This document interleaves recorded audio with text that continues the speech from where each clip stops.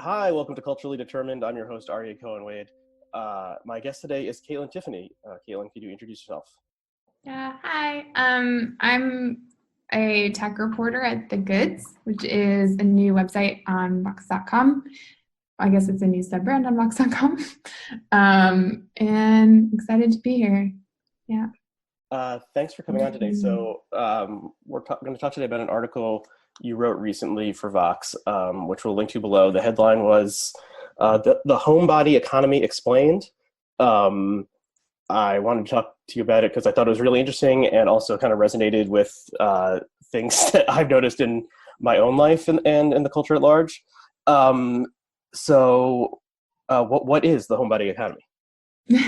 Yeah. So this is actually my editor Meredith's observation. She kind of was like, yeah, you know that thing where everyone's just like really into naps now? And I was like, yeah, actually, I know exactly what you're talking about. I guess we started it from the entry point of something we talk about a lot in the piece, which is like the Namaste in Bed t-shirts, which is obviously Namaste in Bed is completely a nonsense phrase. It's not a thing, but it's on a lot of clothes and a lot of home goods. And obviously people are buying them because they love to namaste in bed. And then, of course, you have like the whole like girls' night in concept, the whole Netflix binging phenomenon. And then we talked a little bit about like seamless alcohol delivery. Basically, the homebody economy is all of the businesses and services and goods that exist in orbit around this person who does not like to leave their house. Right. And we'll talk about some of these specific things. But first, it seems like there's kind of there's explicitly kind of a gendered aspect to this. And it seems like this trend is happening more with millennial women than millennial men. Is that like how much more is it happening with women? Like, are there men who are doing this as well? And do you have any thoughts about why that might be happening? Yeah, sure. So I don't know how to quantify exactly, I think probably the numbers and the amount of time spent at home are similar for men and women. But the reason that marketers are targeting it towards women, I would say, is because like the whole idea of a girls' night in is already like a pop cultural concept that people are familiar with from movies where there are sleepovers, like the face mask, makeover montage, whatever. Like that's already a concept that exists. So you don't have to invent it. You can just play into it. Uh-huh. The other thing is that like for this piece, I spoke to Malcolm Harris, who's an author who wrote this book called Kids These Days, The Making of Millennials. And he talked a lot about, I guess, how our generation, given like the vast difference between our productivity, which is going up and up, and the wage rate, which is staying the same, our generation is increasingly like a generation that's being exploited. And a lot of this happens in labor that people associate more with being a woman. He called it like the feminization of labor. Like labor is more about the work of feelings than it ever has been previously. So I think like the feminine nature of this phenomenon could have maybe something to do with that. Mm-hmm. Yeah, and there's a couple interesting quotes from Malcolm Harris that I cut out to mention on here. So there's kind of like, I guess a question is like, is this because of what's happening in the larger economy? Is it because of what's happening in the larger society? Is it technology has abetted this, or has there been like some sort of like change in values among young people versus older people? And a lot of these things are like, tied together and intermixed, and maybe you can't actually disentangle them.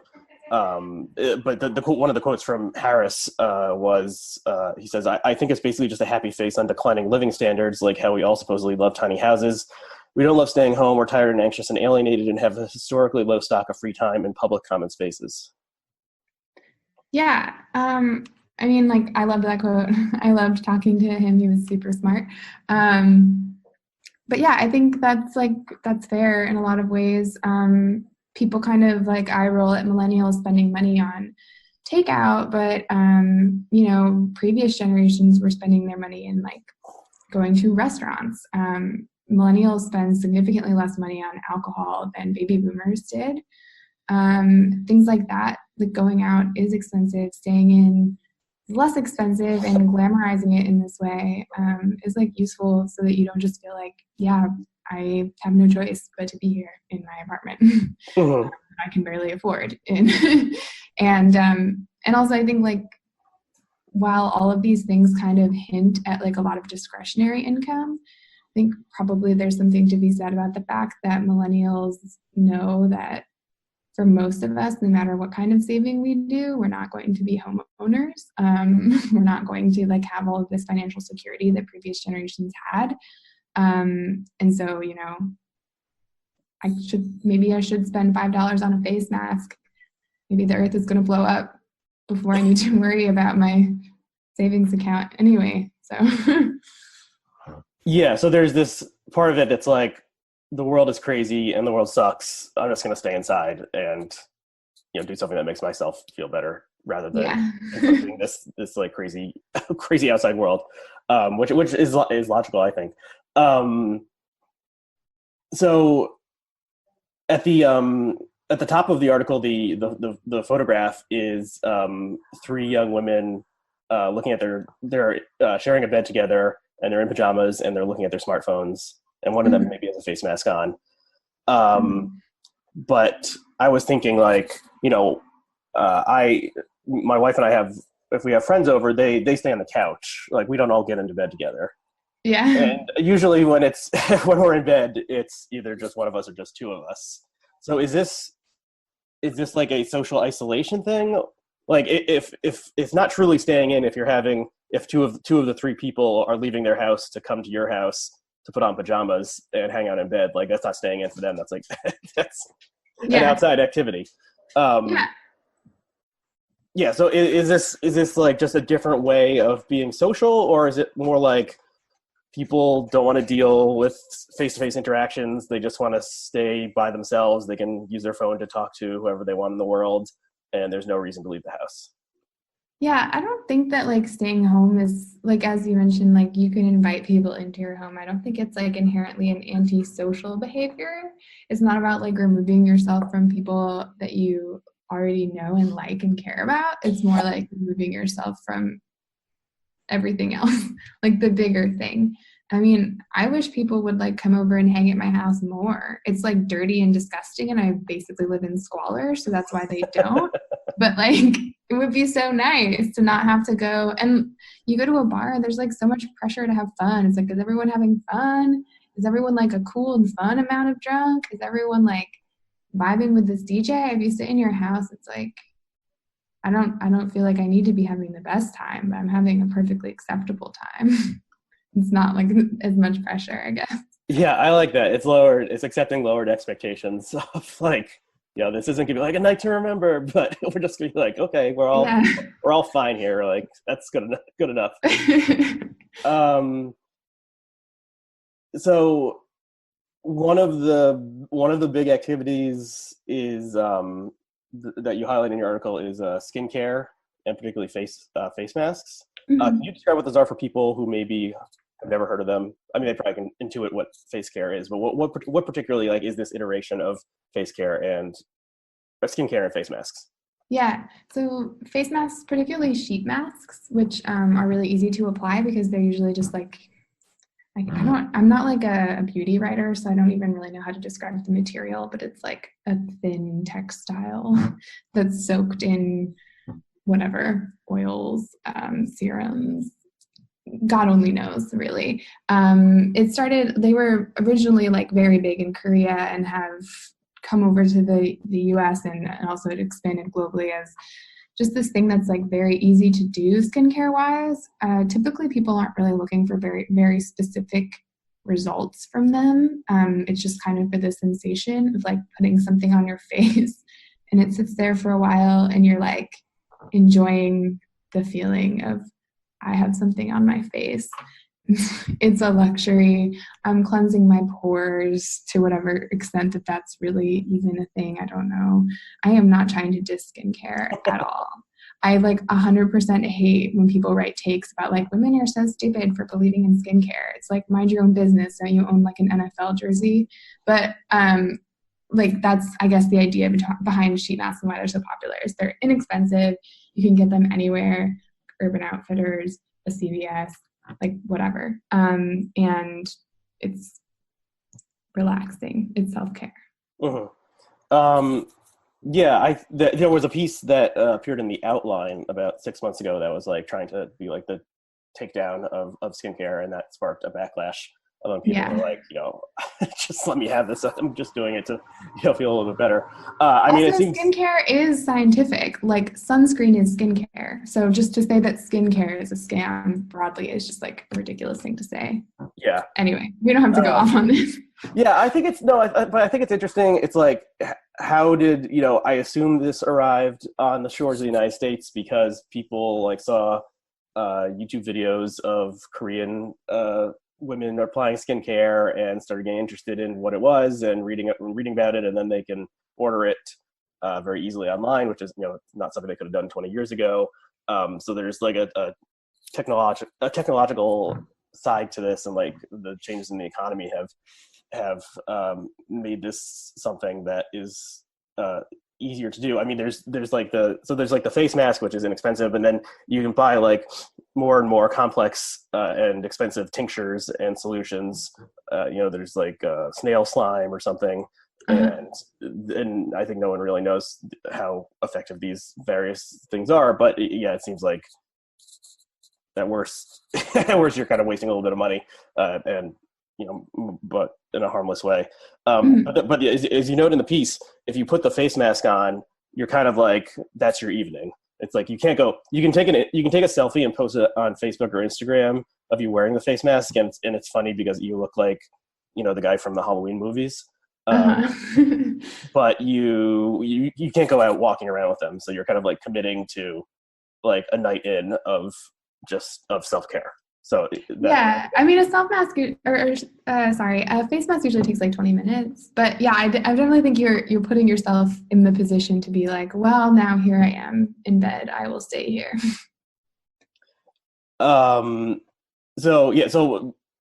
Speaking of beds, if people listen to pretty much any podcast out there, not this one, but pretty much any other podcast out there, they hear ads for beds that they can order online and will be mailed to them in a box, and then they take it out of the box and it magically expands, and that's their new bed, and so they're a lot less expensive than the traditional bed that you would buy at a mattress store. The whole mattress economy is complex and bizarre. There was an article within the last year, I can't remember where or who wrote it, that was about online recommendations for mattresses. Does this ring a bell?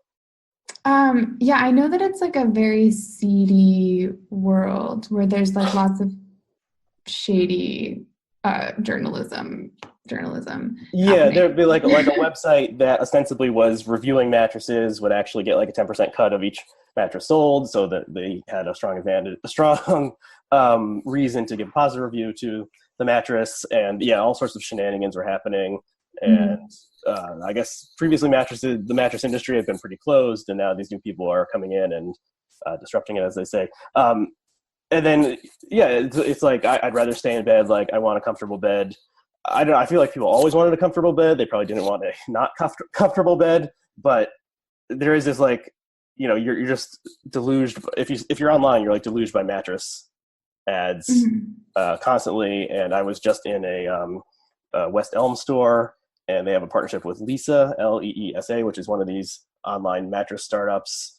And you could buy the bed frame at West Elm and get the Leesa mattress with it. So these companies are infiltrating the regular retail economy. So maybe I said too much, but what do you think about the actual bed side of this? Yeah, so actually, speaking of journalism, when I spoke to Allswell, which is the mattress slash bedding company that operates similar to what you're talking about. It's like the mattress in a box.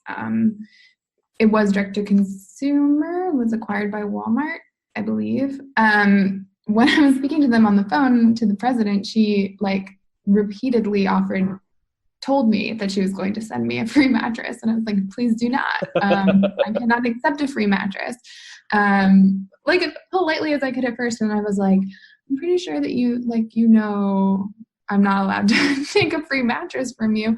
And then she had somebody else follow up with an email and ask me where to send a free mattress. And I was like, please stop. It was just like very bizarre. I mean, like people a lot of times don't know, like journalists aren't supposed to take like food or drink or like smaller items. They don't know that, and that's fine. But like clearly you're the president of a mattress company. You like know that, Anyway. Yeah. Well, I'll hunt down the link to this article I mentioned and put it below the video when this posts. But yeah, it seems kind of like a Wild West sort of atmosphere of like anything goes, and dirty tricks and whatever, yeah. Trying to make a profit. Yeah, I mean, I think like probably the fact that the mattress space is so competitive doesn't have a ton to do with like what we're talking about. It's probably just more like, mattresses have historically been expensive. It actually was like a marketplace that like a space that could be quote unquote disrupted. And millennial, like I don't know, I wouldn't know how to pick out a good mattress. I don't know where you pick up that life skill. So like I would easily be like, oh yes, well this is the one I have seen on the subway. This is the one I will buy. Like it's not a fun. Yeah, it's I've bought I guess 2 mattresses in my life. It's not a fun retail experience. It can be high pressure if you're like flat on your back and the salesperson, usually a salesman, is like kind of hovering over you and saying like, "What do you think of this?" And you're like, "It's kind of too hard." And then you do this 12 times and you're supposed to say like, "Oh, it was number 7 that was the good one." So yeah.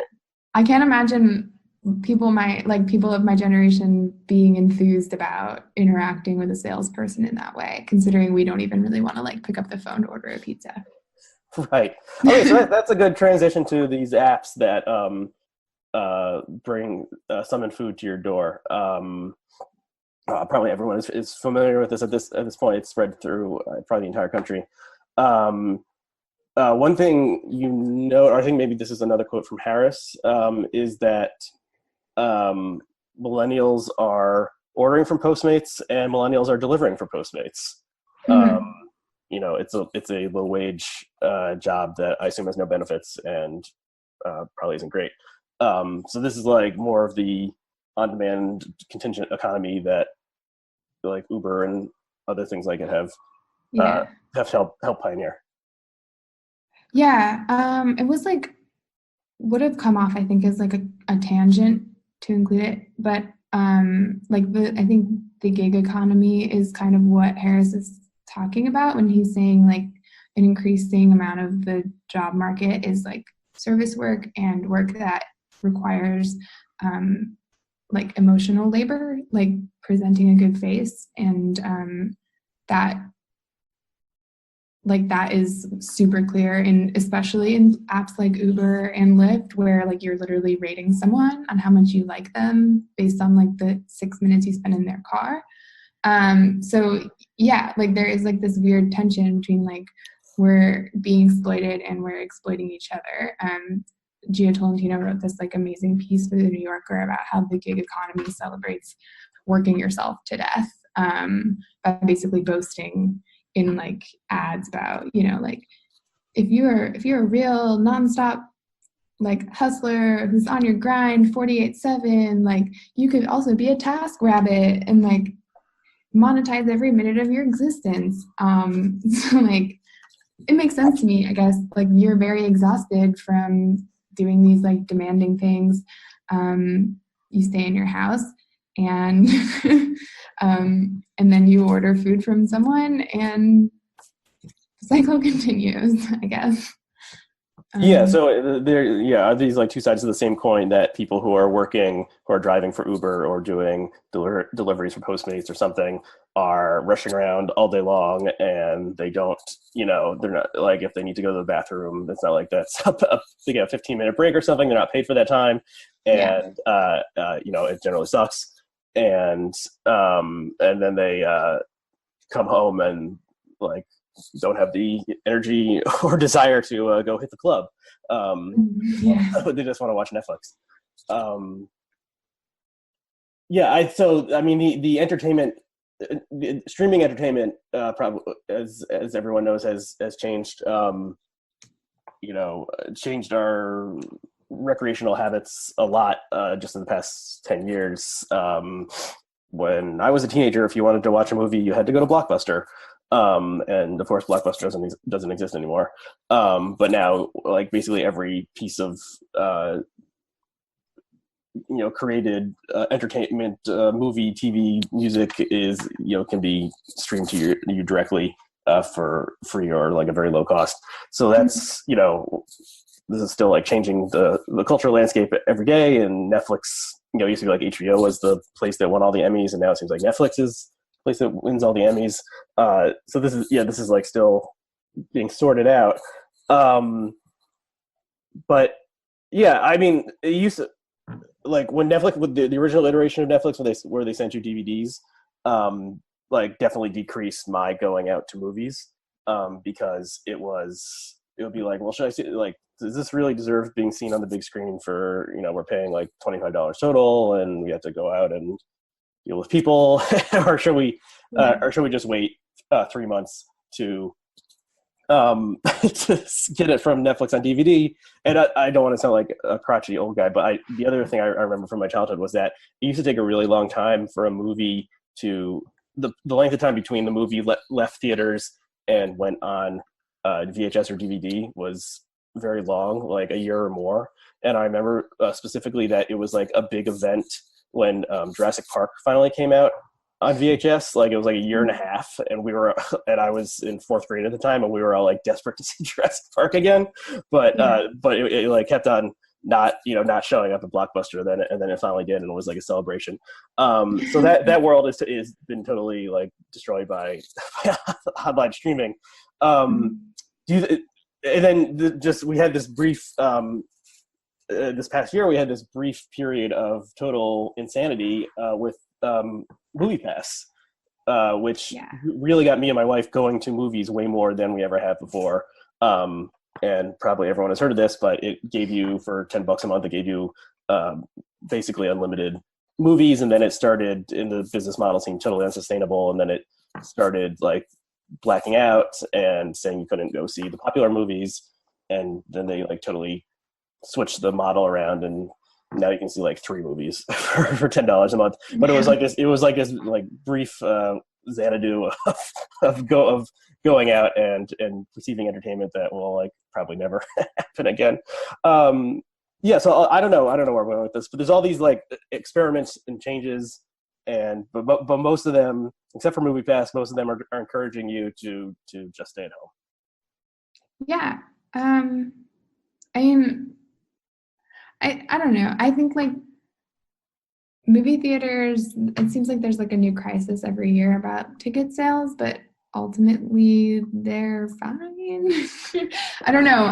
I think like what's interesting about Netflix's film model is that like they have the money to make like weirder, more challenging movies that couldn't necessarily be mass distributed in the US. Like, for example, Bong Joon-ho directed Okja, which was with Tilda Swinton and Jake Gyllenhaal, my favorite person alive. But it's like a Korean English film with like a weird plot. It's like bizarre sci-fi, like, but like also like young girl and her pet love story. Like that movie would have never been shown in wide release in US theaters. And you can watch it in your house. So I think that's cool for people who don't live in like a major city. Like you don't have the choice to go out. Like you don't have an art house cinema in your town. Mm-hmm. So I don't know. I mean, whatever floats your boat in that regard. I think like the whole like Netflix binging thing, I think is like slightly overstated as far as like how much it affects anyone's social life. At least I hope that it is overstated. I don't know. I lost my dad's Netflix password like 4 months ago, and I just keep forgetting to ask for it. And it has not affected my life in any meaningful way, other than that I haven't watched To All the Boys I Loved Before, which has made me feel left out of cultural conversation, which is something that I hate to feel, but I don't know. Well, you are classically millennial because you're borrowing a Netflix password from a parent, so that's I know. you're an ideal person to report on this. Yeah, and To All the Boys I Love Before is worth watching. Get that password back. So how do you see social media interacting with this? Like, it seems to me, like the one story about Instagram is that it's encouraging people to like go out and have experiences that can be immortalized and look really cool, like the Museum of Ice Cream stuff. Maybe that experience isn't that cool, but it looks cool. Or like, do like a yoga pose in front of the sunset, that kind of stuff. But then like, it's also like I said, if you take a photo of yourself wearing the face mask, it's funny. And I think famous people like the Kardashians do this kind of stuff as well now. So it's been like, and it's been endorsed by the famous and powerful. Whereas before, if you were staying in, maybe 20 years ago, if you were staying in, maybe you would talk to a friend on the phone or something, but maybe it would be just a totally isolated experience. Now you can take a selfie of yourself in a face mask, and you note that some fashion brand or something did a photo shoot of like models in kind of lounging around in bed wearing pajamas and seemingly having a good time. So yeah.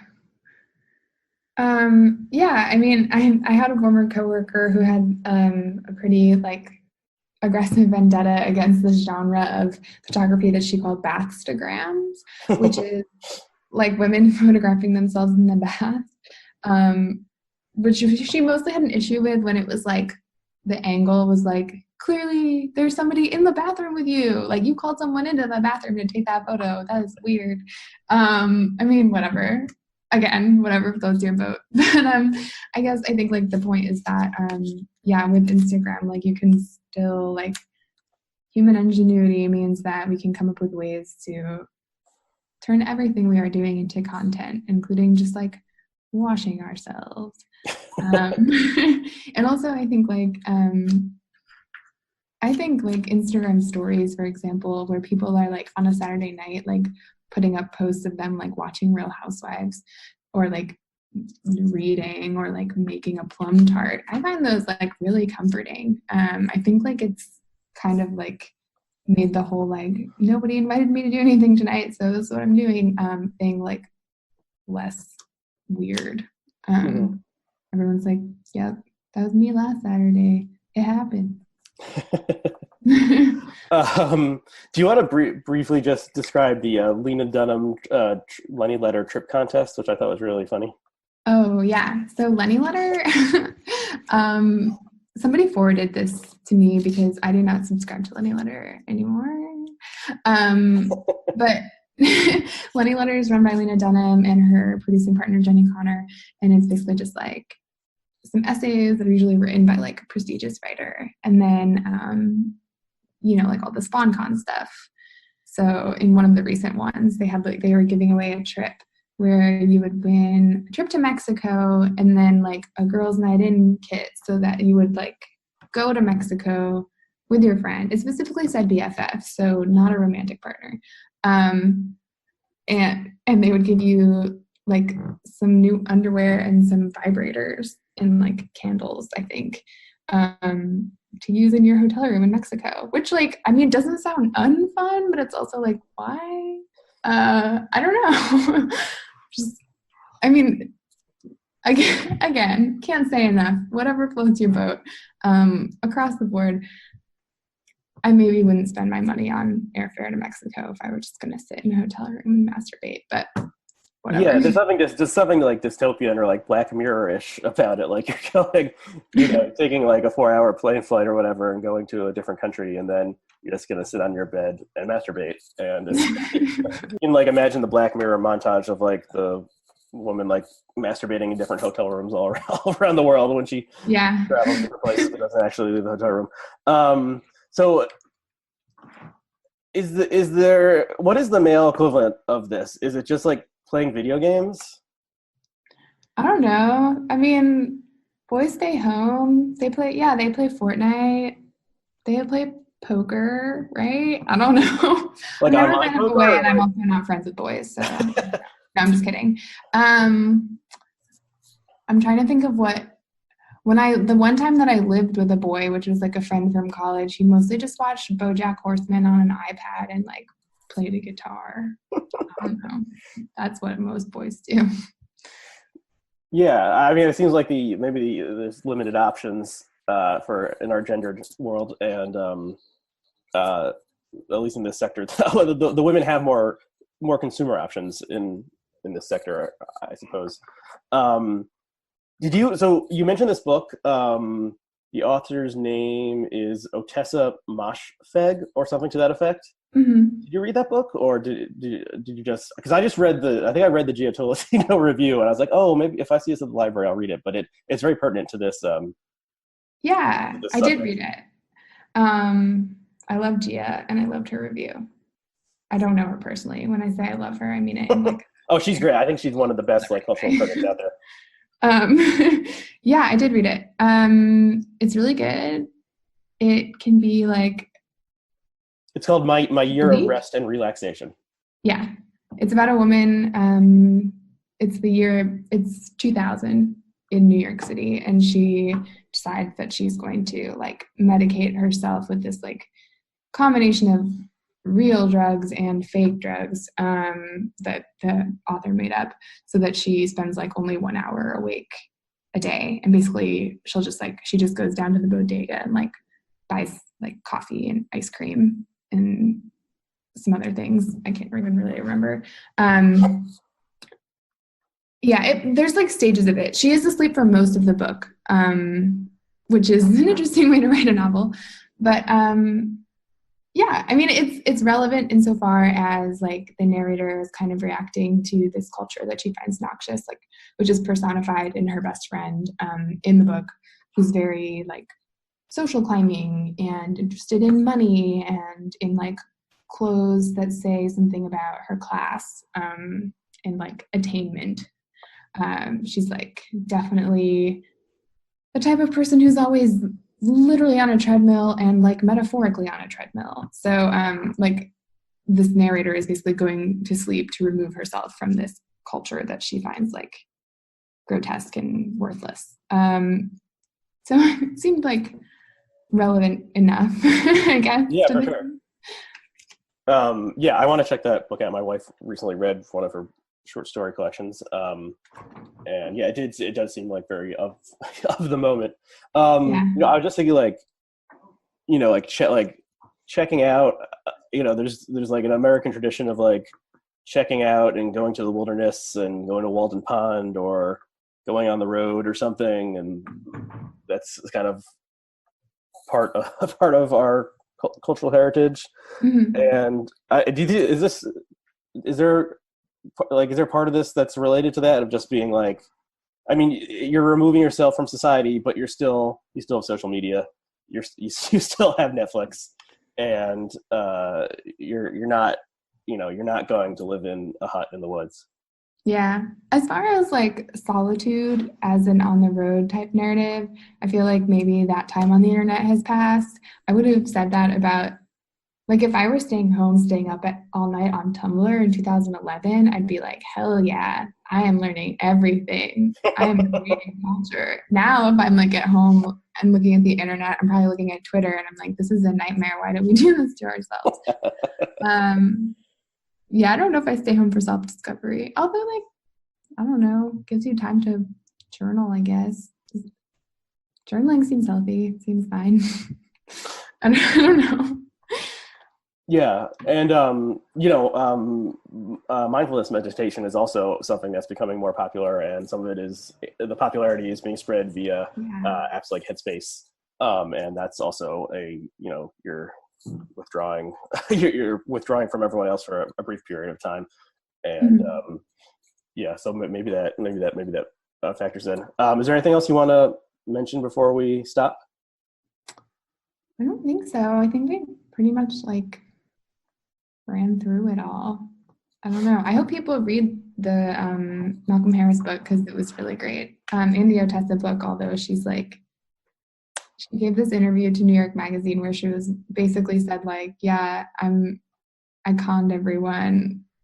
I'm barely even trying. I just am that good, which is like cool, but also like, I was like, okay, well, you got me too. I'm a sucker. What do you want? That's right. I missed that. That's interesting. I'll have to check that out.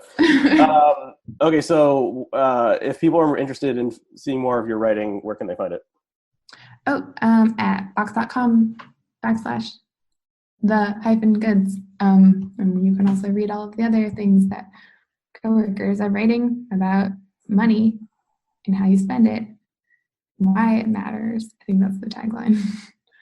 But Okay. it's also true, accurate. And you're on Twitter. Do you want to share your Twitter handle? Oh, yeah. I'm at KAIT_Tiffany. Okay, cool. So check that out. Thank you, Kaitlyn, for coming on and discussing your article, which will be linked to below along with all the other stuff we mentioned. Definitely check it out if you enjoyed this conversation. And thanks to all of our listeners and viewers, and we'll see you next time.